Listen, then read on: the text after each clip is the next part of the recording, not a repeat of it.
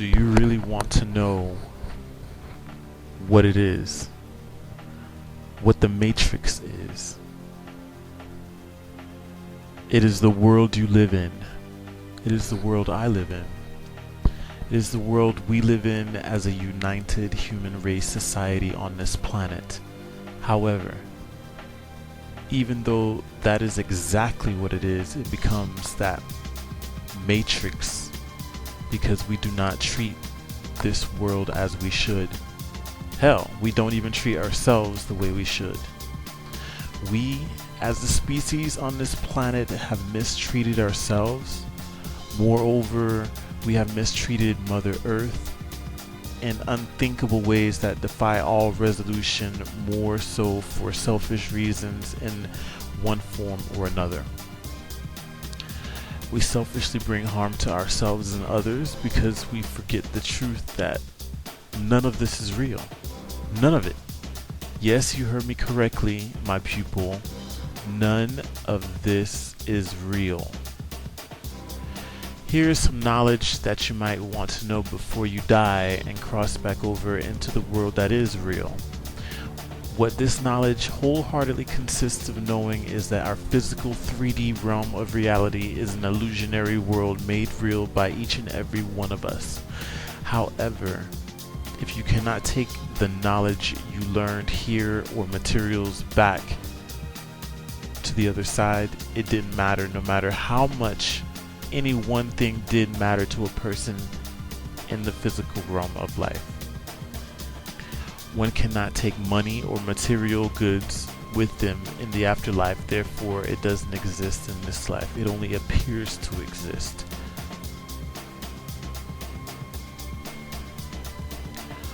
What I have now are a few lessons that people should learn at a very early age in life, and what I think of them.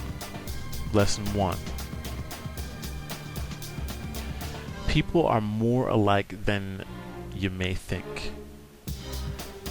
I want you to think about this for just a second. People are more alike than you may think.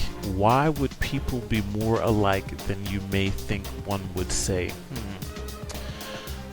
To the one that asks, I say the simplest answer is usually the right answer, that we all are human beings. We are all of the same species. We know instinctively our own basic needs to live as a person in this life. We need food, we go to the bathroom, we need sleep, we need shelter. We are supposed to protect our young. We know that we know what it feels like to be in love. We all feel fear. We all get happy. We all get scared, sad, upset, ecstatic, jovial. We all can be kind, loving, generous, and even horny. We are all different versions of each other because we are all the same person, just living a different life. An infinitely connected being of consciousness that is connected to itself, the world it lives on, and the universe at large in ways that is hard for us to understand as a collective species, but it is so. However, the larger part of this is because of the fact that it is hard to understand in general, but that does not mean that we do not still seek to find the understanding by allowing ourselves to strip ourselves apart from all of the phony rules that keep us from the light of the knowledge of truth that will take us where we'd instinctively like to be as a species. At the ultimate level of peace, it is a place that we can only bring a gap between this world and the next if we go there first consciously together. Next, the conscious decision is followed by action. The action is followed by the realization of what was once consciousness, now made into reality. Lesson 2. Life is what you make of it. Okay, now this is a double-edged sword right here. Life is what one makes of it. However, this is a very generic way of putting it because there are so many other variables to what makes up life in the physical realm of reality. I'm going to be using this term a lot, physical realm of reality, so you all can get used to the understanding and meaning of what I'm saying. Approaching the subject matter at hand in the way that I am verbalizing it actually helps to disassociate oneself from the matrix reality into the understanding of the real reality that this world is not real. It is and always will be what we make of it. What we make of it, not what one person makes of it. Not to say that one person's actions cannot lend a great weight to the shift our species to shift our species hurtling into the right direction. I'm not saying that at all. People grow in different ways. People grow up in different ways, in different situations. We learn different lessons in life from uniquely different people. Some people are scared beyond belief at young ages, more so than they should be. We live in a world where we cling to the idea that we are unique individuals to our deepest core, but that is not true, because at our deepest core as a species, we are even more connected than what contains us in this 3D realm of our physical reality. We are contained by the energy we emit by just being alive. It is the unseen fabric of the spiritual embrace that connects and contains the greatest consciousness that gave birth to everything that is and was since the beginning of creation. The creative supreme consciousness that is God. Lesson 3. People are mirrors for one another. Now, why would you think that people are mirrors for one another? One can go on and on probably about this all day on the speculatory BS that people usually spill. However, I'd rather just get right down to the point and say it's because we are. Every person on earth is a different version of another person. We are all wired primarily the same.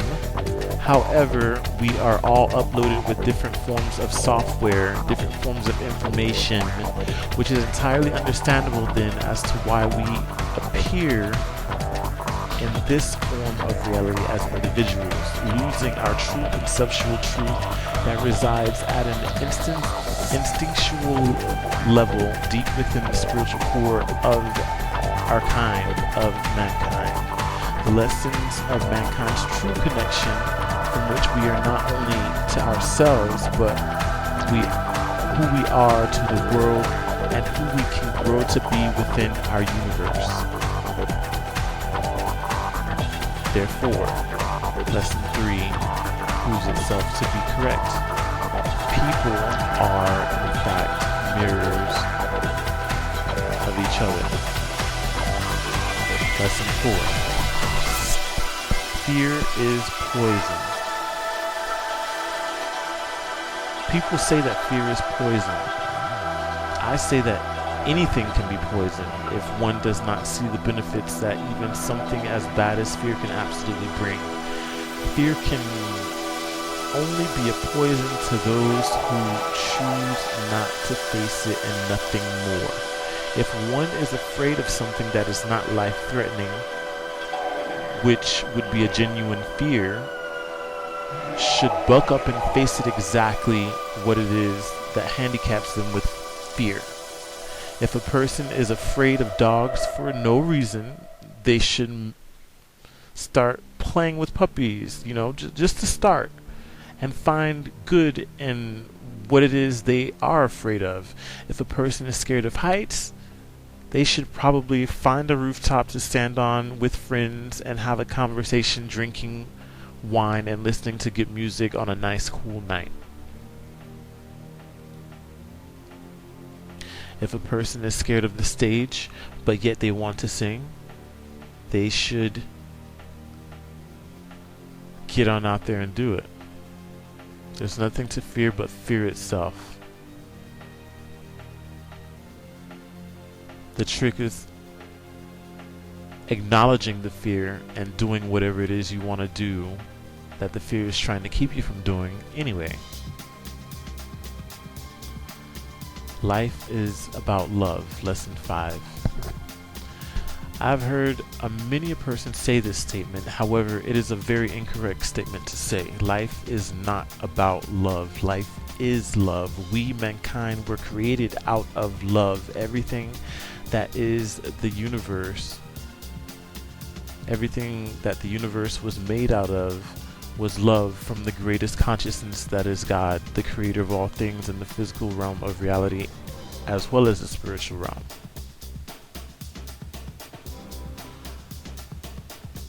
Lesson 6. People do things for a reason. Yes, people do things for specific reasons. However, those reasons can be made of a conscious, deliberate effort for the good or the bad, or on a subconscious level that resides largely from the control of the person's soul rather than their human physical realm brain controlling those actions.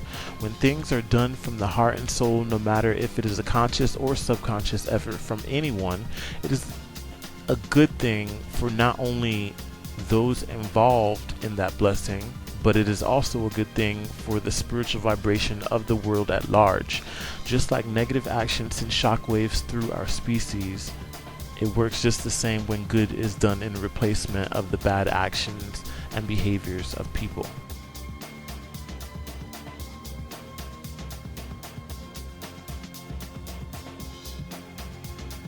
Lesson 7. You are God. Why would someone say that you are God? Well, let's explore this for a minute. In this portion, I'm going to let you all think about this for a second on your own. In addition, I'm going to go the personal route and explain my thoughts on this topic. I do not believe that I am God per se. I do, however, believe that we are all spiritually infinite beings at our core of our creation.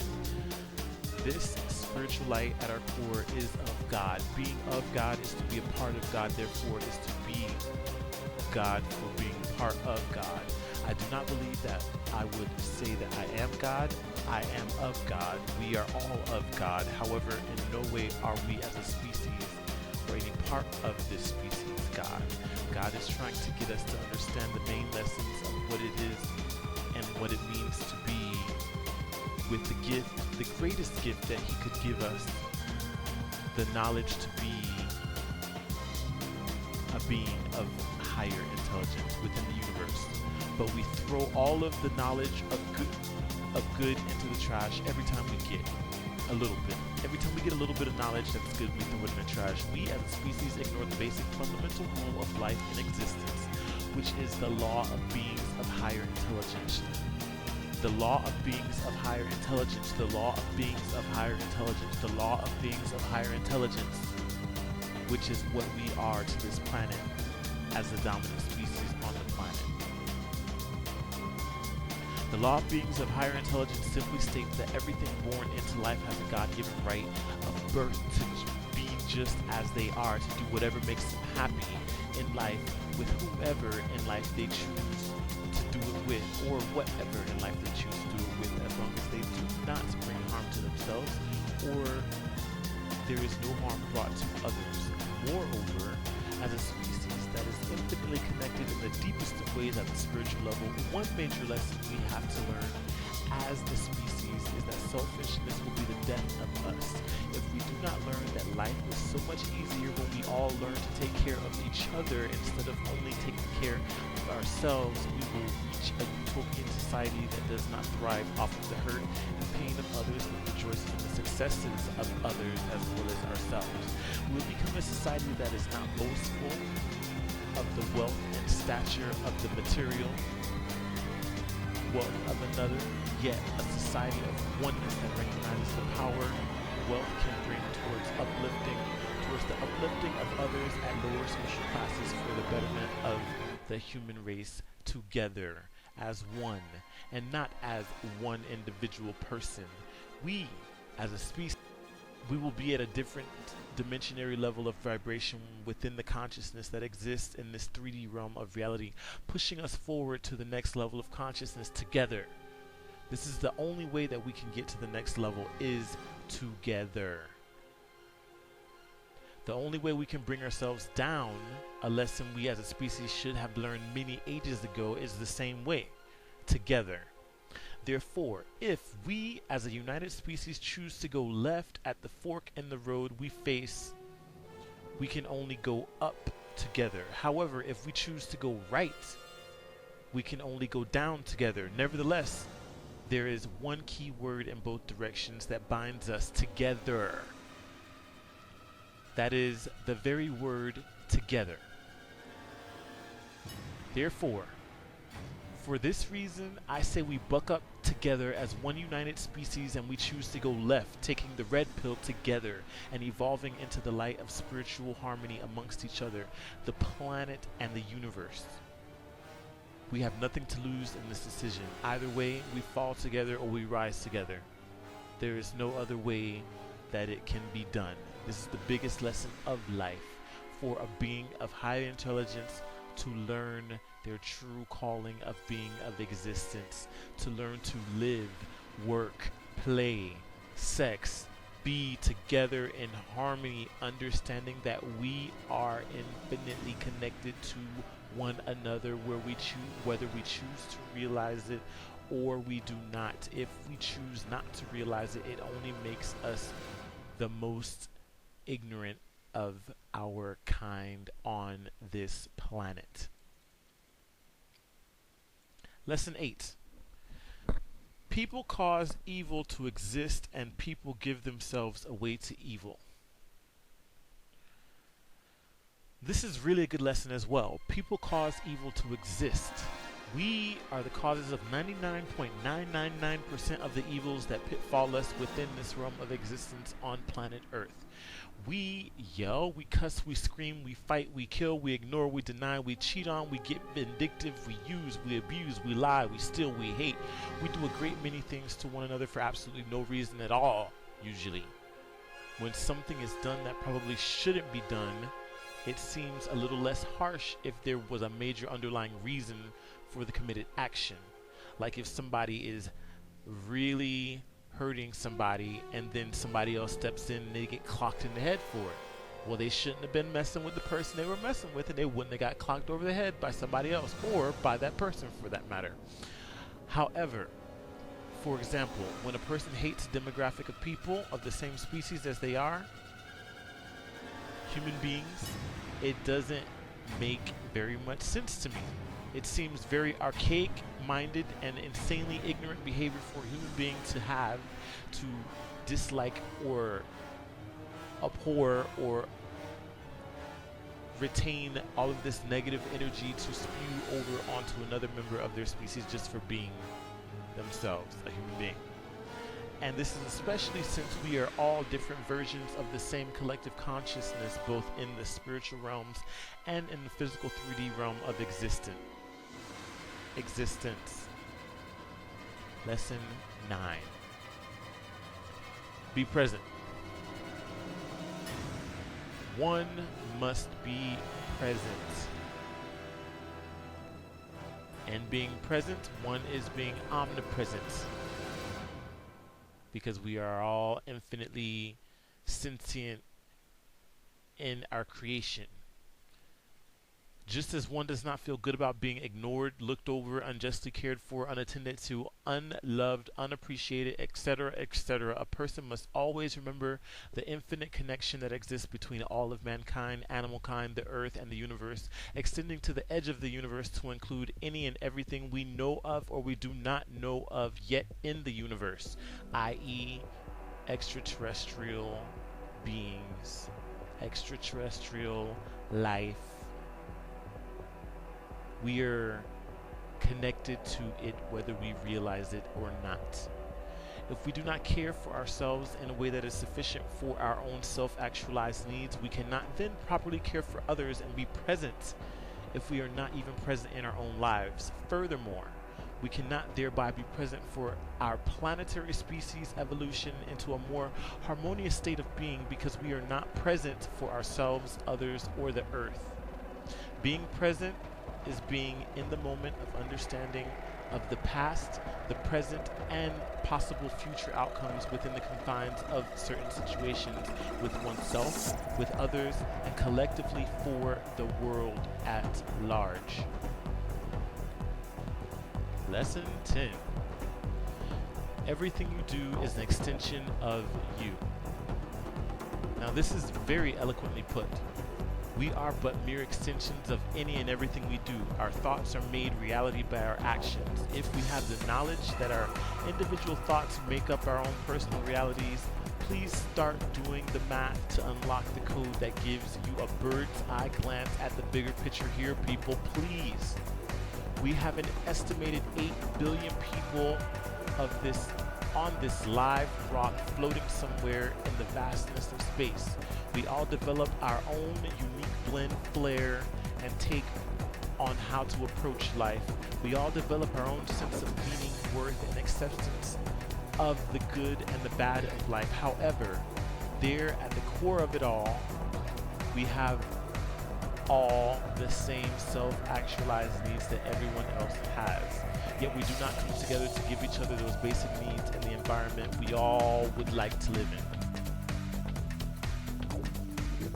Just to give you some food for thought, imagine this for me.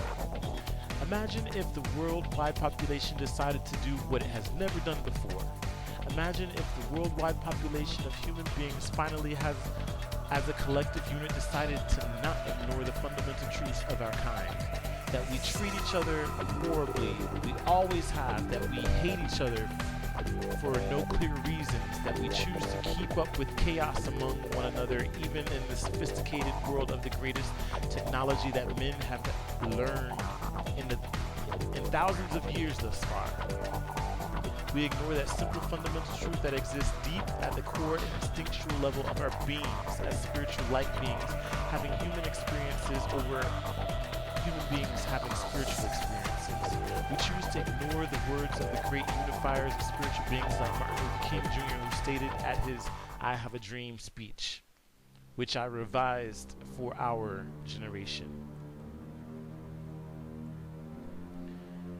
It is obvious today that America has defaulted on this promissory note insofar as her citizens of color, sexual orientation, ability, looks, and social class are concerned. And in this, I not only speak of America, but I speak of the world.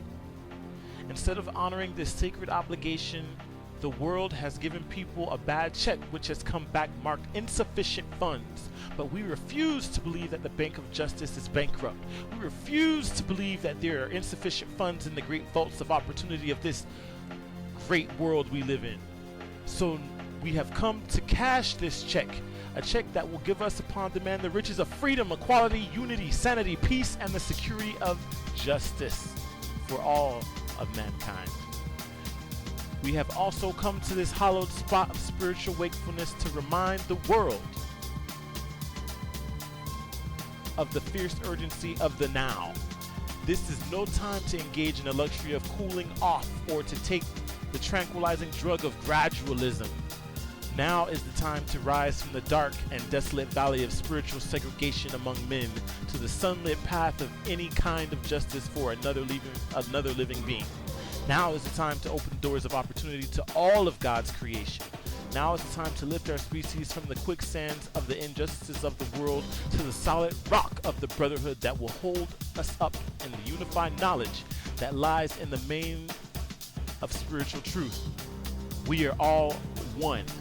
We are all connected by what we know, what we do not know, but what we see or cannot see, we are connected to that too.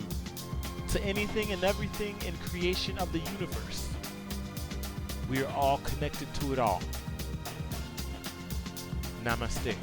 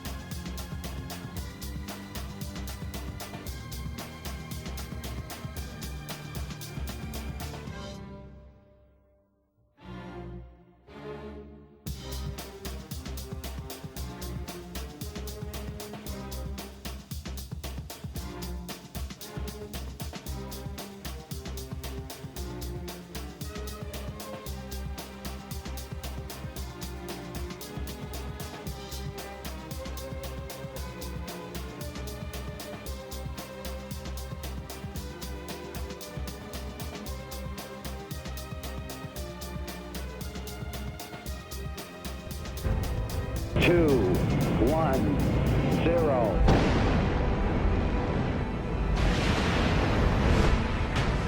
We are all receivers. I think that we're all privy to what creative inspiration or divine madness or that kind of connection with something larger than ourselves when it makes us feel like we understand the intelligence that runs throughout the universe that somehow has led to self-organizing molecules that turn into self-aware creatures that then start to ponder their own origins. I think we've all been privy to a sensation that we are connected to something bigger and grander than we are, or that maybe perhaps we are a part of it. If we are a way for the cosmos to know itself, then the cosmos is speaking through us, you know. So I do think that we're all receivers in a way. I mean, we can all tap into that, and you know, it's interesting to borrow Khalil Gibran's words.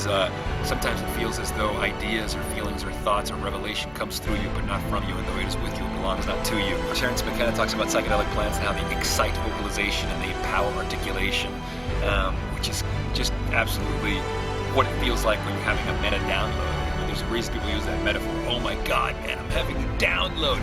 Revelatory ecstasy. Ecstasy comes with feeling a sense of revelation where you're putting the dots together in a way that you hadn't put them before, and it gives you a new aerial view, a new pattern that subsumes the previous paradigm, and whatever that is, you know,